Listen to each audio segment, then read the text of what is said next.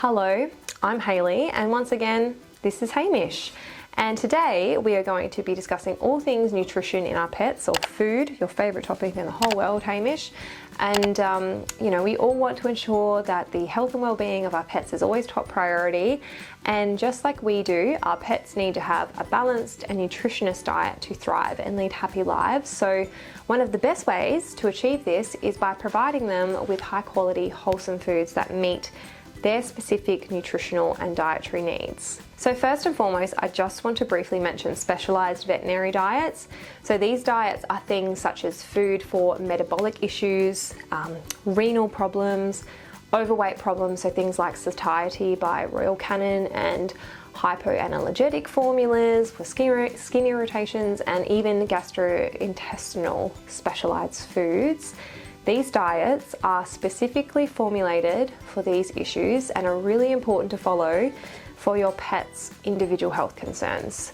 They'll generally contain a lean protein source, a type of grain, and depending on your pet's individual needs, they might have multiple supplements that can help with joint issues or even digestive problems. And you might find that as your pet gets older or maybe has more ailments over their life, these become a more prominent part of your pet's diet. So let's talk about protein. Protein is essential for our pets. It's important to note that cats are carnivores and dogs are omnivores, but both need a protein source to support muscle growth, repair, and overall health. So your lean protein sources could be chicken, turkey, fish, or lean cuts of beef, or even kangaroo. There seems to be a lot of kangaroo on the market now. It's high in iron, low in fat, so that's why. But these protein sources are not only rich in essential amino acids, they are generally low in fat, making them ideal for maintaining a healthy weight in our pets. All right, so let's talk about vegetables. And this is more for the doggos, but maybe you might also have a curious cat. So dogs benefit from the vitamins, minerals, and fiber found in vegetables. So if you want to incorporate veggies such as carrots are really good for teeth hygiene actually, because they can crunch on them and hopefully dislodge some of that plaque buildup. You love carrots, don't you? But then you have other veggies such as green beans, broccoli, or even some sweet potatoes or pumpkin. Make sure to cook the potatoes and pumpkin, by the way, otherwise they might get tummy problems. But we do this with Hamish. We top up his meal with some veggies, and he also loves tinned sardines as a little add-on, a little extra as well. Hamish can be quite sensitive in his tummy, particularly with too much protein. It can make him quite unwell, so we try to balance it out pretty equally for his little tummy. Okay? Take care of you, don't we? So let's have a chat about fruit. Not all fruits and veggies are dog friendly, by the way, so just make sure you Google those things before giving them to your pup. But certain fruits can be a really tasty and nutritious addition to your dog's diet. Nutritious addition. So things like blueberries and apples, both of which Hamish absolutely loves. Bananas and watermelon, which again is a personal favourite of Hamish's. He's a little sweet tooth, but these fruits can offer vitamins and antioxidants without any of the artificial added sugars. But of course, just make sure to feed fruits in moderation because of their natural sugar content as well. So contrary to popular belief, not all grains are actually bad. We do have a little video on that if you wanted to check it out. But whole grains like brown rice, oats, and quinoa can provide valuable nutrients such as fiber, vitamins, and minerals. These grains are also easily digestible for most dogs and can contribute to their overall energy levels and digestive health as a whole. All right, so healthy fats. Do you want to come over here? Healthy fats in your pet's diet is great for maintaining a shiny coat, healthy skin, and for supporting any brain function.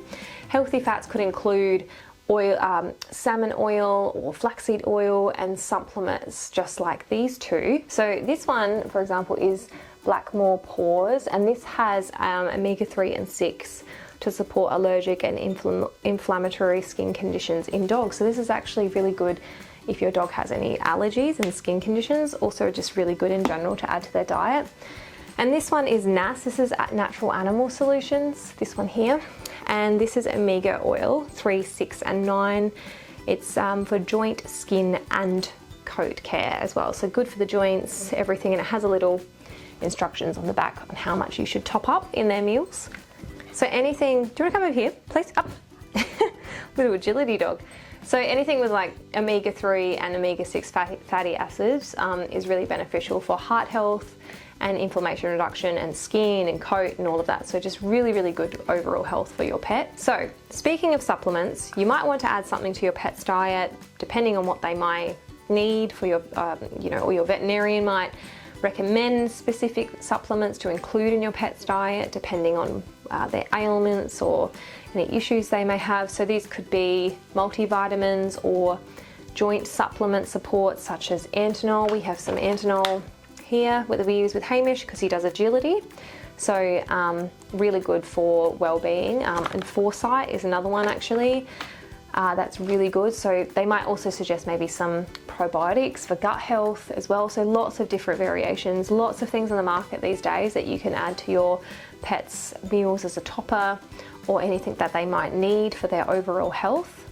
Okay, so last but certainly not least is the importance of hydration water in your pet's diets. Hamish is a big water drinker, loves water, but always make sure your pet has access to fresh, clean water at all times to prevent any dehydration and support proper digestion and overall health in general. So if you do have a pet with hydration problems, maybe because of their health concerns or whatever ailment they might have at this time in their life, you might consider starting something like Hydrocare, for example, to help them increase their liquid intake, which can be really, really helpful for them. So we've gone over bits and bobs of nutrition as a whole, talked about supplements and specialized diets if your pet needs that extra support for their health.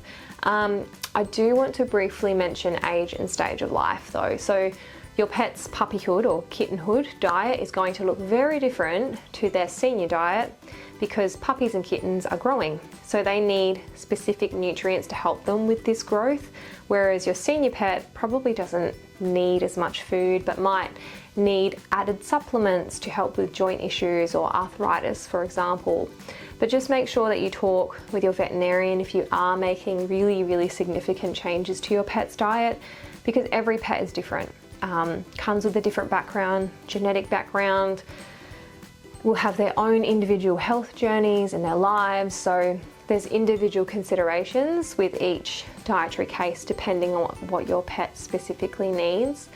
Also just be mindful of any potential allergens or sensitivities your pet may have to certain foods. Some pets can be allergic to chicken, for example, so you need to try and avoid chicken. So that is all from us this month. We hope this video was helpful for you, and we will see you in next month's video where we talk about parasite prevention for your pet. Good boy, pup.